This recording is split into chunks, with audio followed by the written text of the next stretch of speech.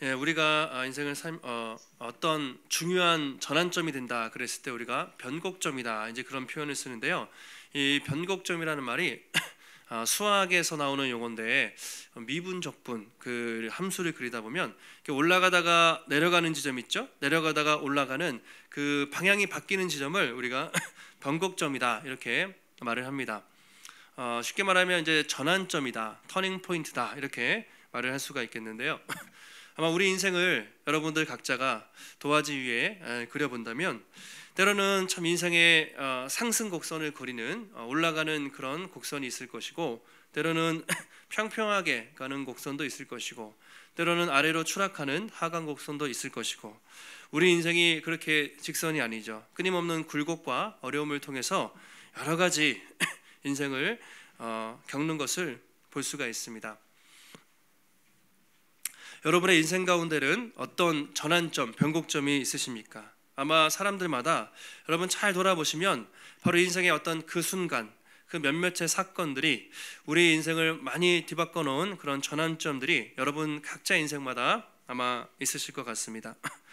저도 돌아보면 인생의 이제 몇 번의 큰 변곡점을 지나서 여기까지 온 것 같습니다.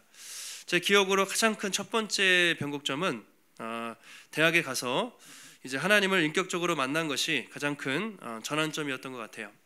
어릴 때부터 부모님 밑에서 신앙생활하고 교회는 다녔지만 하나님을 살아계시다는 것을 이렇게 경험하지 못하고 서울에 와서 신앙생활하고 공동체를 경험하면서 하나님이 살아계신 분이구나, 그리고 그분을 인격적으로 만나고 이제 비로소 하나님을 좀 주인으로 모시고 이제는 하나님을 위해 살아야겠다, 이제 그런 생각을 대학 20대 초반에 했던 것 같습니다. 이제 그것이 첫 번째 변곡점이었던 것 같고요. 두 번째는 이제 신학을 하고 목회자가 되기로 부르심을 받았을 때, 그것이 인생의 두 번째 변곡점이었던 것 같습니다. 20대 초반에 이제 하나님을 만나고 그때는 막 엄청 뜨거워요. 선교단체 대학부 하면은 막 단기 선교도 가고 막 여러 가지 수련회 활동도 하면서 정말 인생을 하나님께 다 드리겠습니다, 막 그런 고백들을 우리 청년 때 많이 하지 않습니까? 근데 제 마음속에는 제가 그때 법학을 하고 있었는데 진로를 바꿀 생각은 없었어요. 그냥 어차피 뭘 하더라도 하나님께 영광을 돌리면 되지, 그런 생각으로 공부를 열심히 해야겠다, 이제 그렇게 생각을 하다가 군대를 갔다 오고 20대 후반이 돼서 이제 결혼을 하고 정말 무엇을 하며 살아야 될까 고민하고 기도하던 중에 마음속에 이제 강하게 목회자가 되고 또 복음을 전하는 사람으로 살아야겠다, 그런 부르심이 와서 이제 그렇게 결단을 하고 이제 목회자의 길로 접어들게 됐습니다. 이제 그렇게 하다 보니까 이제 여기까지 와서 제가 사역을 하고 있는데요. 아마 저뿐만 아니라 모든 분들이 인생을 살면서 그런 시간들이 아마 있으실 것 같아요. 큰 고비일 수도 있고 전환점일 수도 있고, 이런 시간들을 거쳐서 아마 오늘 이 자리까지 오시지 않았을까. 근데 참 돌아보면 그때 그 순간에는 너무 힘들고 참 그 시간들이 어려웠는데 돌아보면 모든 것이 하나님의 은혜이고, 그때 그 손길이 하나님이 나를 만지시는 은혜의 손길이었구나 라는 고백을 우리가 뒤돌아보면 하게 될 때가 많이 있습니다. 오늘도 아마 한번 나눠보세요. 이따가 사랑방 모임을 하실 때 내 인생의 큰 전환점들이 무엇이었고 하나님이 어떻게 나를 인도하셨는지 나눔의 시간이 있으면 좋을 것 같습니다. 오늘 말씀을 보실 때 야곱이 그렇습니다. 야곱이 그의 인생에서 가장 결정적인 인생의 전환점, 변곡점을 경험을 하게 됩니다. 야곱 인생에서 가장 큰 전환점이 언제였을까요? 아마 여러 가지 있었겠지만 그가 아버지를 속이고 장자의 축복을 받고 아마 고향 땅 가나안을 떠날 때가 인생의 첫 번째 변곡점이 아니었을까 싶습니다. 아무것도 없었습니다. 형 에서의 분노를 피하기 위해서 그냥 지팡이 하나 지고 광야로 가다가 돌베개 베고 자다가 거기서 살아계신 하나님을 처음으로 만났을 때, 그때 야곱의 인생의 첫 번째 전환점이 되었을 것입니다. 그래서 베델이라고 이름을 짓죠. 베델이라고 짓고, 하나님, 제가 만약에 무사히 살아서 다시 고향으로 돌아온다면 정말 제가 주님을 열심히 섬기겠습니다. 그리고 제 10분의 1을 주님께 드리겠습니다. 서원 기도를 드렸죠. 그리고 20년이라는 길고 긴 시간이 흘러서 이제 지금 다시 고향 땅으로 돌아오는 상황입니다. 처음에 가나안 땅을 떠날 때는 아무것도 없었어요. 정말 거짓골로 지팡이 하나만 짚고 가는데 지금 돌아올 때는 어떻습니까? 아내도 많이 있고 자식도 많고 종도 많고 엄청나게 많은 양떼와 소떼를 이루고 엄청나게 부자가 돼서 지금 돌아오고 있습니다. 야곱의 심정이 어땠을까? 여러분, 만약에 우리가 어디를 이사를 갔거나 이민을 갔다가 뭐 한 20년 만에 고국으로 돌아온다 그랬을 때 그 얼마나 설레이고 그런 가슴 뛰는 그런 마음이 있겠습니까? 그런데 야곱의 심정은 밝지 않았습니다. 왜 그랬을까요? 형 에서가 기다리고 있었기 때문입니다. 야곱이 가나안 땅에 도착하기 위해서는 반드시 에서라는 큰 산을 야곱이 넘어야 했습니다. 20년 전으로 돌아가면 그 야곱은 형의 살기 어린 그 분노를 피해서 가나안 땅을 떠나 하란으로 갔습니다. 20년 동안 교류가 없었겠죠. 연락도 없었을 것입니다. 그런데 가나안 땅에 가면 반드시 에서를 만날 수밖에 없어요. 그래서 이 문제를 해결을 해야 했습니다. 야곱이 안부를 이렇게 물어요. 사람들을 보내서 내가 이렇게 가려고 하는데 형한테 좀 잘 좀 얘기해달라고 그렇게 사람들한테 보냅니다. 근데 에서가 어떻게 합니까? 갑자기 400명의 장정들을 이끌고 막 그렇게 달려오기 시작을 했던 것이죠. 야곱이 그 소식을 듣고 얼마나 가슴이 철렁했겠습니까? 도대체 왜 형이 400명이나 되는 장정들을 이끌고 나에게 오는 것일까?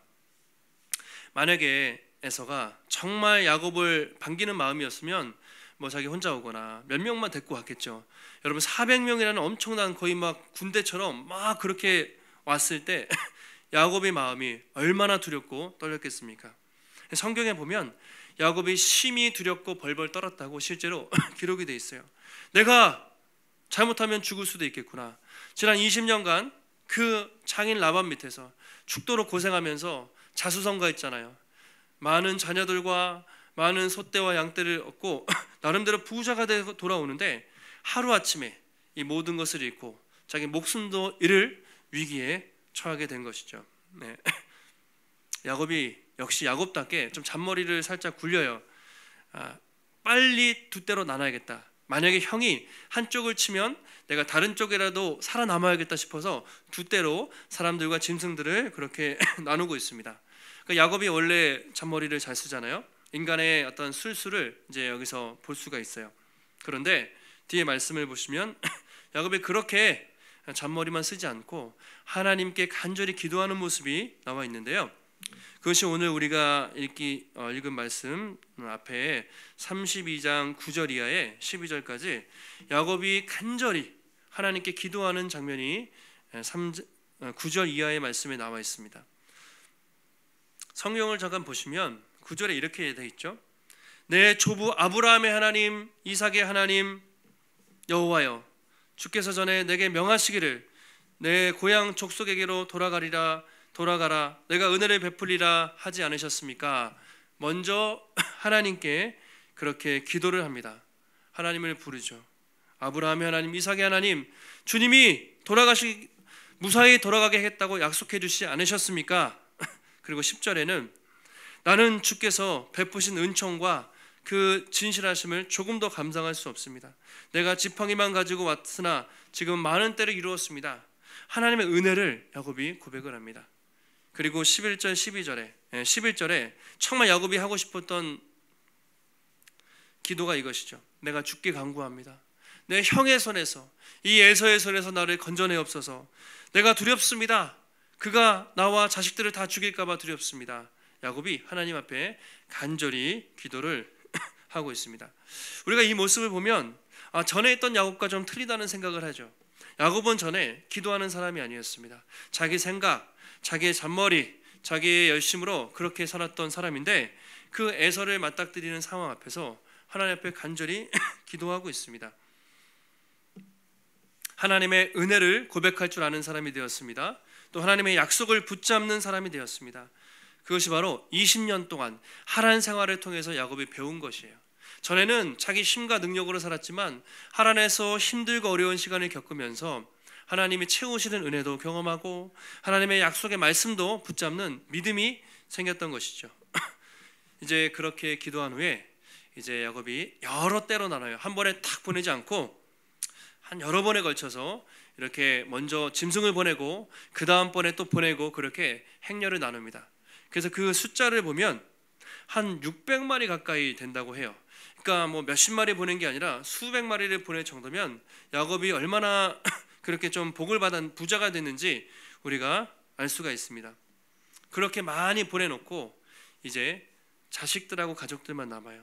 홀로 야복강에서 이 강을 건너야 됩니다. 그리고 에서를 만나야 되는데 야곱이 가족들을 밤에 먼저 보냈습니다. 그리고 그곳에 홀로 있게 됩니다. 야곱이 왜 홀로 있었을까? 어떤 사람은 좀 비겁한 사람이라 이제 자기는 살기 위해서 마지막에 자기만 남겨놓고 여기 있었다고 말하는 분도 계시고, 하나님을 독대하기 위해서 있지 않았을까라고 보는 경우도 있습니다. 어쨌든 야곱은 그 홀로 남아 있다가 거기서 그의 인생의 결정적인 인생의 변곡점, 전환점을 여기서 맞게 됩니다. 살아계신 하나님을 만나고 하나님 씨름을 하면서 이스라엘이라는 새로운 이름을 얻게 되는 것이죠. 혼자 있다가 갑자기 그 밤에 야곱 입장에서는 누군지 몰라요. 처음에 갑자기 어떤 사람이 들이닥쳐서 밤새도록 씨름을 하게 됩니다. 이것은 꿈이 아니라 실제 있었던 일입니다. 네, 그래서 야곱이 에서가 보낸 자객이 아닌가? 이런 생각도 했겠죠. 어쨌든 자기를 막 치고 들어오니까 밤새 씨름을 하면서 격렬하게 그렇게 막 씨름을 하다가 결국 어떻게 됩니까? 자기 허벅지 관절이 부러질 정도로 엄청난 그 손상을 당하게 됩니다. 25절에 이렇게 말하고 있습니다. 같이 한번 우리 25절 말씀을 읽겠습니다. 자기가 야곱을 이기지 못함을 보고 그가 야곱의 허벅지 관절을 치매 야곱의 허벅지 관절이 그 사람과 씨름할 때에 어긋났더라. 자, 자기가 야곱을 이기지 못하고 그 상대방이 아직은 누군지 밝혀지지 않았지만 하나님의 사자죠. 야곱이 얼마나 강하게 붙잡았는지 뿌리칠 수가 없는 거예요. 그래서 어쩔 수 없이 허벅지 관절을 딱 쳤고 그때 그 관절이 부러져 버렸다, 어긋났다라고 말하고 있습니다. 여러분이 허벅지 관절로 번역된 이 표현이 좀 낯선데 예전에 개역 한글에서는 환도뼈라고 그렇게 우리가 번역이 되어 있죠. 환도뼈. 이제 환도뼈를 허벅지 관절로 개역 개정이 되면서 번역을 했어요. 아마 이 단어가 좀 정확히 우리가 알기 어렵지만 아마 허리 아랫부분에서 다리 사이에 있는 넓적다리라고도 뼈라고도 번역하고 또는 골반뼈라고도 표현하고 여기 이제 허벅다리 관절로 그렇게 성경에서 번역을 했습니다. 근데 이게 단순한 뼈가 아니라 상징적인 의미가 있습니다. 남자의 생식, 그러니까 남자의 중심을 상징하는 그것이 허벅지 관절이라고 할 수가 있습니다. 그래서 항상 고대 그 당시에 중요한 맹세를 할 때 허벅지 관절에 손을 넣고 네가 이 맹세를 반드시 지켜야 된다고 맹세할 때 거기에 손을 얹고 기도를 하는 관습이 있었습니다. 그래서 아브라함이 이삭의 배필을 구하기 위해서 하란을 보낼 때 종 엘리에셀을 부릅니다. 허벅지 관절에 손을 얹고 너는 반드시 가서 믿음의 배필을 구해오라고 할 때 맹세를 하는 장면이 나오는데 그것이 바로 허벅지 관절입니다. 그만큼 이것은 가장 중요한 상징, 핵심적인 의미가 있는 것이 허벅지 관절이죠. 하나님의 사자가 야곱이 하도 매달리니까 그 가장 중요한 부분을 퍽 쳐서 부러져서 위골이 될 수밖에 없었던 것이죠. 하나님 왜 그러셨을까? 이렇게 하나님이 야곱의 허벅지 관절을 치심으로 그의 힘의 근원을 꺾으신 거예요. 그리고 야곱을 완전히 굴복하게 하셨습니다. 왜냐하면 그동안 야곱은 자신의 힘과 자신의 능력을 믿고 살았지만 허벅지 관절을 쳤다는 것은 이제는 너 자신을 믿고 사는 것이 아니라 나 하나님만을 붙잡고 살라는 그런 상징적인 의미가 있습니다.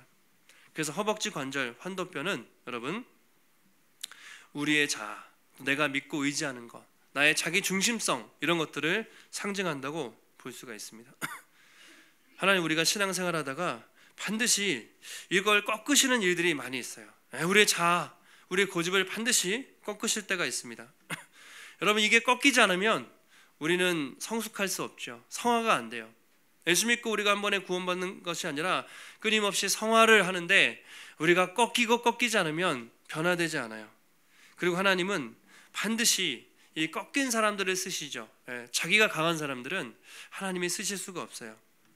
그래서 우리도 인생을 살면서 마치 이 환도뼈가 부러지는 듯한 참 인생의 큰 고통과 어려움을 여러분 겪으실 때가 아마 있으실 겁니다. 우리 앞에 어떤 문제가 계속 크고 작은 문제들이 빵빵 터집니다. 에서와 같은, 라반과 같은 나를 힘들고 괴롭히는 사람들이 주변에 막 생기는 것이죠. 경제적으로 어려운 문제가 생깁니다. 몸이 안 좋습니다. 문제가 빵빵 터지면서 정말 사방이 꽉 막힌 것 같은 그런 사면초가의 상황, 오늘 야곱이 처한 그런 상황과 같은 그런 경험을 할 때가 있어요.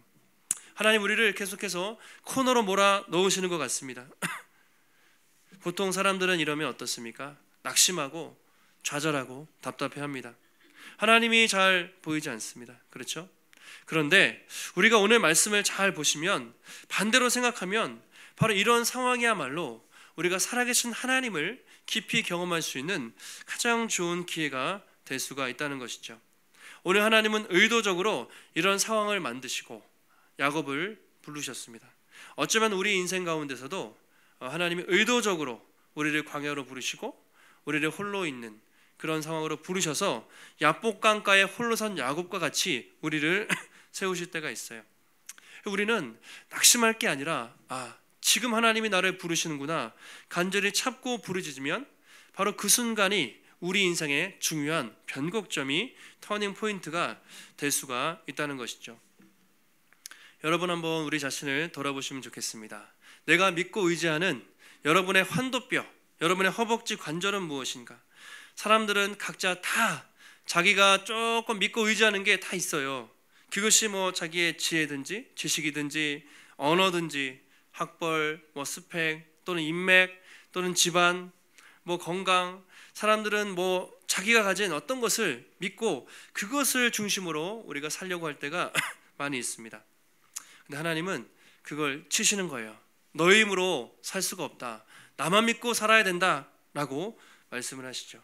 환도뼈를 치시고 우리의 자아를 꺾으시고 하나님만 의지하는 사람으로 변화시켜 가십니다. 이것을 우리가 성숙이라 하고 성화라고 하는 것이죠. 여러분 우리가 꼭 무엇을 더 많이 얻고 그리고 누리고 또 성취하는 것만이 복이 아니라 하나님 앞에 낮아지고 하나님 우리를 꺾으시고 우리가 하나님을 의지하게 되는 것, 이것이 여러분 놀라운 축복이라는 것입니다. 여러분 이렇게 신앙생활하면서 교회 안에 또 우리 믿는 분들 중에 다양한 분들이 계신데 제가 볼 때 참 가장 무서운 분은 가장 교회에 어려운 분은 이렇게 믿음이 약하거나 교회 대충 다니거나 신앙생활 적당히 하시는 분, 이런 사람들은 뭐 교회에 크게 문제가 안 돼요. 오히려 자기 열심으로 자기가 깨지지 않은 자기 열심으로 이렇게 섬기는 분들이 있다면 그런 분들이 참 어렵게 하는 경우를 본 적들이 있습니다. 열심히 교회 봉사해요. 직분도 받고 막 중직자가 되고 그러는데 자기 열심으로 하는 사람들은 반드시 꼭 다른 사람들이 어렵게 하고 힘들게 할 때가 있어요. 꺾이는 것이 중요하죠. 우리가 사무엘 상을 묵상을 하고 있는데요. 사울이 그렇습니다. 사울이 어떻습니까? 처음에 너무 겸손했어요. 사무엘이 기름 부으려고 할 때 자기는 안 된다고 겸손했는데 왕이 되고 나서 정말 교만한 왕이 됐습니다. 나중에는 하나님의 말씀도 불순종하는 왕이 됐습니다. 사울이 왜 그렇게 됐을까요? 사울은 너무 빨리 성공을 했어요. 너무 빨리 왕이 돼서 이 낮아지는 꺾이는 시간이 없었습니다. 다윗은요. 다윗은 어릴 때 되게 일찍 기름 부으심을 받았는데 왕이 되기까지 10년 이상이 걸렸어요. 광야에서 도망치고 광야의 이슬을 맞으면서 철저히 하나님만 의존하는 그런 시간들을 경험했습니다. 왕이 되어서도 그래도 다윗은 끝까지 겸손을 잃지 않고 나갔던 것이죠.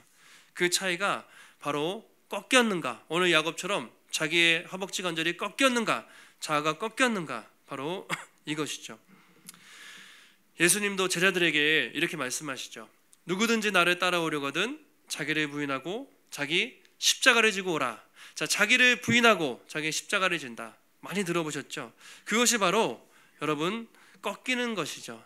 환도뼈가 부러진 사람만, 자기가 강하고 자기 십자가 지지 않고 자기 노력 열심으로 하는 사람은 절대로 내 제자가 될 수 없다.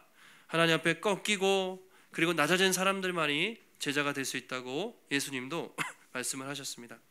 아까도 우리 집사님 기도하실 때 우리가 외적으로 세상적으로 이렇게 하나님 채워주시는 것도 복이라고 할 수도 있지만 그것보다 훨씬 더 크고 진정한 복은 하나님이 우리를 철저히 꺾으시고 하나님이 우리를 낮추시지만 그 시간을 통해서 우리가 변화되고 성숙하고 하나님을 붙잡은 그런 사람으로 변화되는 것, 여러분 그것이 우리가 경험할 수 있는 가장 큰 축복인 줄 믿습니다.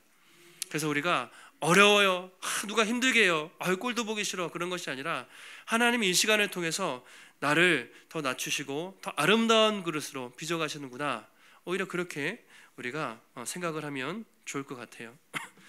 자, 이렇게 어떤 사람과 날이 새도록 씨름을 했는데 결판이 나지 않습니다. 끝까지 결판이 나지 않습니다. 그 사람이 헌덧배를 딱 치고 야곱이 꺾이는 순간 가려고 했어요. 야곱이 또 붙잡습니다. 필사적으로 그를 붙들면서 나를 축복하지 않으면 절대로 갈 수 없습니다. 야곱이 그렇게 말을 하고 있습니다. 야곱이 참 집요한 사람이었어요. 어릴 때부터 어떻게든 형의 장작 축복을 뺏으려고 했고 교활한 부분도 있지만 나름대로 하나님에 대한 자기 나름의 열심이 있었던 것 같아요. 당신이 복 주시지 않으면 나는 갈 수 없습니다. 그렇게 붙잡고 있습니다. 그 사람이 묻습니다. 가장 중요한 질문이에요. 내 이름이 무엇이냐? 27절에 보시면 내 이름이 무엇이냐? 그가 이르되 야곱입니다. 그렇게 대답을 합니다. 내 이름이 무엇이냐? 천사가 이름을 몰라서 물어봤겠습니까? 그것이 아니라 야곱의 정체성. 지금도 여러분 자녀들에게 이름을 지을 때 어떤 뜻과 의미를 담아서 짓잖아요. 당시의 이름은 그 사람의 정체성이에요. 그 사람의 존재와 성격을 상징하는 그 의미가 이름에 담겨 있잖아요. 그래서 내 이름이 무엇이냐? 오늘 그렇게 묻고 있는데 그것은 야곱아, 너의 존재, 너의 정체성은 무엇이냐? 너는 어떤 사람이냐? 다시 말하면 너 지금까지 어떤 인생을 살아왔니? 라고 그렇게 묻고 있는 것입니다. 자기를 직면하게 만드는 질문이었습니다. 야곱은 지난 수십 년 동안 자기가 누군지도 별로 모르고 살았어요. 근데 오늘 너의 이름은 무엇이냐? 너는 어떤 삶을 살아왔니? 라고 그렇게 묻고 있습니다. 그때 야곱이 뭐라고 합니까? 내 이름은 야곱이니이다, 이렇게 대답하죠. 뭐 이름을 몰라서 그랬겠습니까? 내 이름은 야곱입니다. 이것은 그동안 자기가 살아왔던 자기의 모든 삶의 의미를 담은 고백입니다. 야곱, 히브리어로 야코브라는 말이 원래 발 뒤꿈치를 붙잡다 또는 속이다, 빼앗다라는 의미가 있잖아요. 그래서 내 이름은 야곱입니다, 이런 고백은 그렇습니다 주님, 저는 그동안 제 이름처럼 남을 속이고 등쳐먹고 뺏기고 상처 주는 인생을 살아왔습니다 라고 야곱이 스스로를 고백하고 있는 것입니다. 자기 인생을 돌아볼 때 정말 자기는 자기 이름처럼 야곱처럼 정말 속이고 뺏고 자기 열심으로 사는 몸부림치는 인생을 살아왔던 것입니다. 하나님, 저는 죄인입니다라는 고백이죠. 저는 그동안 야곱처럼 그렇게 살았습니다. 그렇게 야곱이 자기를 직면해서 그렇게 대답을 하고 있습니다. 아마 야곱이 이렇게 대답할 수 있었던 것은 그동안 20년간 하란 생활을 하면서 자기를 많이 돌아봤기 때문이겠죠. 내가 정말 그런 인생을 살았구나. 정말 내가 이제는 그렇게 살지 말아야지, 이런 생각을 야곱이 했던 것 같습니다. 자, 하나님은 그에게 새로운 이름을 주세요. 놀라운 이름을 주시죠. 28절 말씀인데요. 우리 같이 한번 32장 28절 한 목소리로 읽겠습니다. 그가 이르되 내 이름을 다시는 부를 것이 아니요 이스라엘이라 부를 것이니 이는 내가 하나님과 및 사람들과 겨루어 이겼음이니라. 아멘. 다시는 뭐라고요? 야곱이라 부르지 말라, 이스라엘이라 부르라. 이는 네가 하나님과 사람들과 싸워서 이겼음이니라. 이렇게 말을 하고 있습니다. 자, 이스라엘이라는 의미가 이제 어떤 의미인가? 하나님과 사람들과 겨루 이겼다라고 표현하고 있습니다. 자, 이 의미를 원어적으로 볼 때 조금 그 뉘앙스 포인트가 좀 다르게 번역을 할 수가 있어요. 자, 어떻게 인간이 하나님과 겨루어 싸워 이길 수 있나요? 사람이 이길 수 없죠. 하나님이 저 주셨다는, 우리가 아이들이랑 이렇게 놀이하면 아빠나 엄마가 힘이 세지만 져주잖아요. 아이들한테 져주었다는 의미도 있을 것입니다. 그런데 성경을 좀 문맥적으로 해석을 해보면 원어적으로 보면 하나님과 싸워 이겼다는 표현이 하나님과 더불어 싸우다 또는 하나님의 도움을 받아 싸우다, 하나님이 이기게 하셨다라는 의미로도 우리가 볼 수가 있습니다. 그러니까 이렇게 생각한다면 이스라엘 이 뜻은 그동안 자신의 힘과 능력과 또 열심으로 살아왔지만 이제는 하나님이 너를 대신하여 싸울 것이니 하나님이 승리케 하실 것이다 라는 의미로 이스라엘이라는 뜻을 우리가 생각해 볼 수가 있습니다. 지금도 에서가 막 400명을 끌고 오고 있잖아요. 자기 힘으로는 죽었다 깨어나도 이길 수가 없습니다. 죽을 수밖에 없지만 이스라엘, 하나님이 함께 하실 때 능히 이길 수 있다는 그 믿음을 야곱이 갖게 된 것이죠. 또 이 이스라엘이라는 의미는 어떤 이름이 있습니까?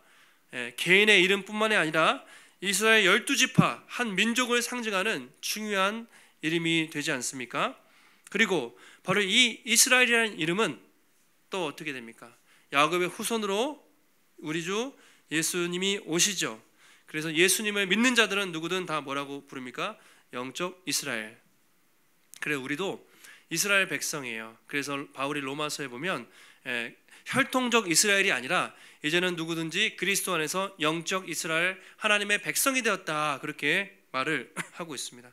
그러니까 오늘 그 밤에 야곱이 그 엄청난 축복을 받은 거예요. 단지 에서의 손에서 구원받은 정도가 아니라 새로운 정체성을 받고 이스라엘 12지파의 조상이 되고 예수 그리스도의 믿음의 계보를 또 이끌어가는 놀라운 축복을 야곱이 그 야복 강가에서 받게 된 것이죠.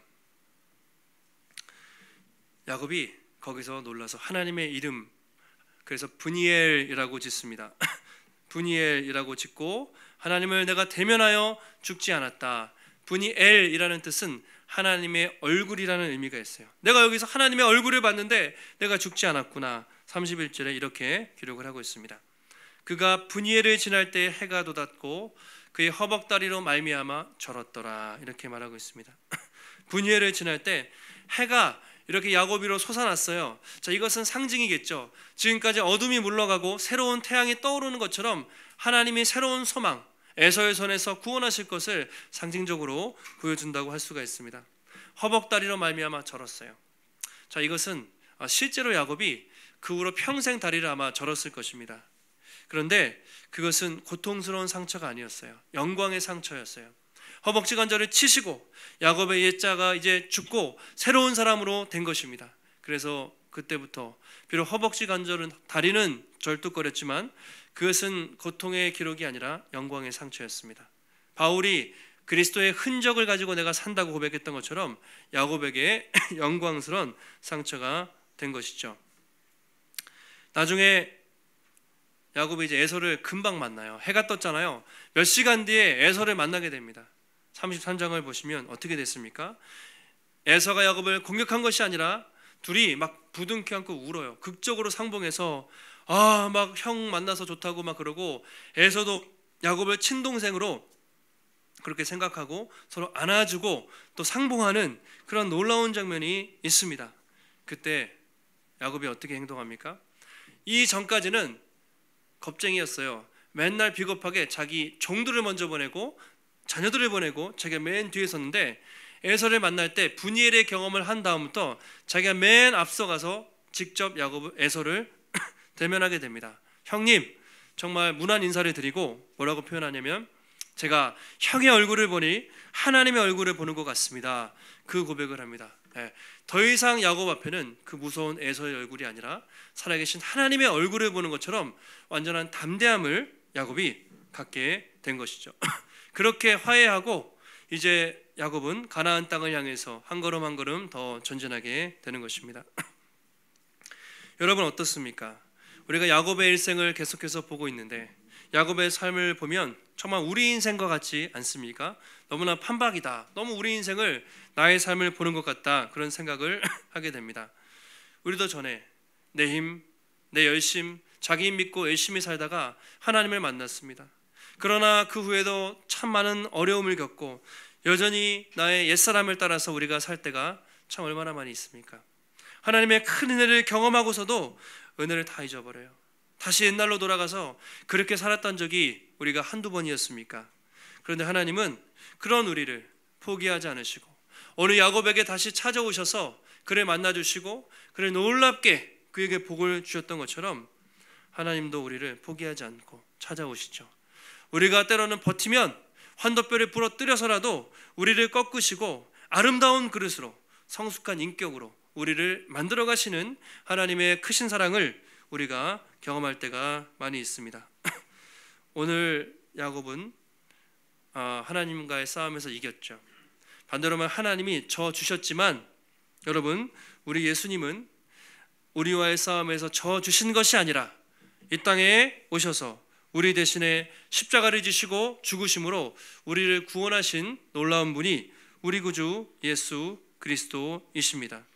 그리고 우리를 더 이상 야곱이 아니라 죄인이 아니라 이스라엘로 사랑받는 이름으로 우리를 새롭게 하셨습니다. 고린도후서 아시죠? 그런즉 누구든지 그리스도 안에 있으면 새로운 피조물이라. 이전 것은 지나갔으니 보라 새 것이 되었도다. 믿으십니까? 우린 새로운 존재가 됐어요. 만약에 만약에 어떤 사람이, 만약에 사단이 우리를 끊임없이 정죄하면서 너는 누구냐고 물어본다면 우린 이렇게 자신 있게 대답할 수 있을 것 같습니다. 저는 하나님과 원수였습니다. 저는 죄인이었고 저는 참 한심한 사람이었지만 이제는 예수 그리스도 안에서 새로운 이스라엘 백성이 되었습니다. 하나님의 사랑받는 자녀가 되었습니다. 누구도 나를 흔들 수 없습니다라고 우리는 자신 있게 대답을 할 수가 있습니다. 지금 여러분 안에 혹시 또 어려움이 있으십니까? 또 여러분을 힘들게 하는 어떤 사람이 혹시 떠오르십니까? 내일부터 살아야 되는데 참 그 겹겹이 쌓여있는 그런 어려움 때문에 혹시 두려운 마음이 있으십니까? 오늘 여러분이 드리는 이 예배를 통해 살아계신 하나님을 경험하는, 야곱이 분이엘을 경험했던 것처럼 이 예배의 자리가 살아계신 하나님을 경험하는 복된 자리가 되시기를 축복합니다. 여러분, 하나님 붙드시면 문제가 보이지 않고 하나님의 얼굴이 보일 것입니다. 내일도 어떤 사람, 집에 가서 또 직장에서 나를 힘들게 하는 그 사람이 아니라 그 속에 계신, 그 뒤에 계신 하나님의 얼굴이 보일 것입니다. 한 주간도 우리와 함께 하시는 그 분이엘의 하나님 여러분 붙잡으시고 우리 옛사람을 여러분 십자가에 못 박으시고 나를 사랑하사 나를 위하여 자기 몸을 버리신 하나님의 아들 예수 그리스도를 믿는 믿음으로 하나님의 백성답게, 새 사람답게 믿음으로 살아가시는 복된 성도님들이 되시기를 예수님의 이름으로 축원합니다. 하나님 감사합니다. 거룩한 주일 허락하여 주시고 예배를 통해서 하나님의 귀한 말씀을 깨닫게 하시니 감사를 드립니다.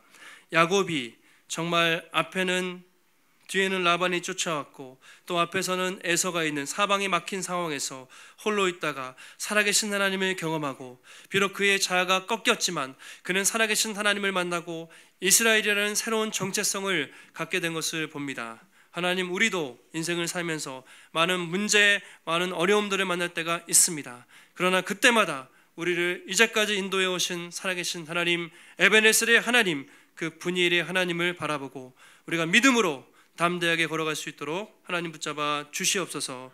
우리가 예수님을 믿은 후에도 때로는 옛사람으로 돌아가서 하나님 정말 살아갈 때가 있습니다. 하나님, 그리스도 안에서 우리는 새로운 피조물이 되었사오니 하나님의 사랑받는 백성답게, 새 사람답게 또 세상에서 하나님 믿음으로 담대하게 살아갈 수 있도록 도와주시고 날마다 하나님의 얼굴을 바라보며 하나님의 임재를 경험하며 담대하게 살아갈 수 있는 주님의 귀한 백성들이 될 수 있도록 하나님 붙잡아 주시옵소서. 오늘도 주의 전에 나올 때 우리의 마음과 정성을 들여 하나님 귀한 예물 드립니다. 하나님 아름답게 귀하게 받으시고 주의 나라 위에 쓰임받게 하시고 날마다 우리의 모든 삶의 주인이 하나님이심을 고백하며 주님을 위해서 우리를 드리는 삶을 살아갈 때 하나님 아낌없이 채우시고 공급하시고 또 회복시키시는 놀라운 하나님의 은혜를 날마다 경험할 수 있도록 주님 붙잡아 주시옵소서. 한 주간도 승리케 하시기를 간구하오며 거룩하신 예수님의 이름으로 기도하옵나이다. 아멘.